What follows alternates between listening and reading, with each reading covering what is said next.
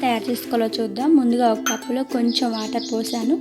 అందులో కొద్దిగా అల్లం పేస్ట్, చిటికెడు ఉప్పు, చిటికెడు ధనియాల పౌడర్, 1/2 టేబుల్ స్పూన్ కారం, చిటికెడు పసుపు. ఒక స్పూన్ తీసుకొని మొత్తం ఈవెన్గా కలుపుకుందాం.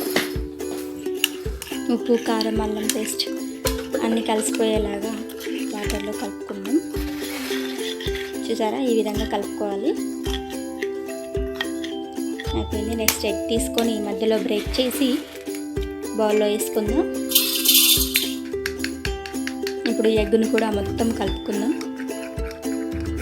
ఈవెన్గా కలిసిపోతుంది ఇలా వాటర్ వేసుకోవడం వల్ల. చూడండి, అయిపోయింది ఆల్మోస్ట్ కలిసిపోయింది. ఇప్పుడు గ్యాస్ వెలిగించి ఒక ప్యాన్ పెట్టుకుందాం. 1 టేబుల్ స్పూన్ ఆయిల్ హీట్ ఎక్కింది. ఇప్పుడు చూడండి, ఆయిల్ హీట్ ఎక్కిపోయింది. ఇప్పుడు ఎగ్ ఆమ్లెట్ వేసుకుందాం.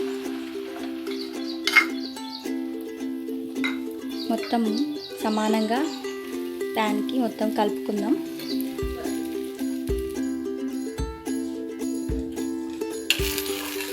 అయిపోయింది. ఇప్పుడు ఇటువైపు తిప్పుకుందాం. 2 వైపులా సమానంగా కాల్చుకుందాం. ఎగ్ ఆమ్లెట్ రెడీ అయిపోతుంది. ఇప్పుడు గ్యాస్ ఆఫ్ చేసి ఒక ప్లేట్లోకి తీసుకుందాం. టేస్టీ ఎగ్ ఆమ్లెట్ రెడీ అయిపోయిందండి. ఖచ్చితంగా మీరు ట్రై చేయండి, లైక్ చేయండి, నచ్చితే కామెంట్ చేయండి. నిజంగా ఎంజాయ్ చేస్తారు. థ్యాంక్ యూ సో మచ్ అండి. Super tasty omelette.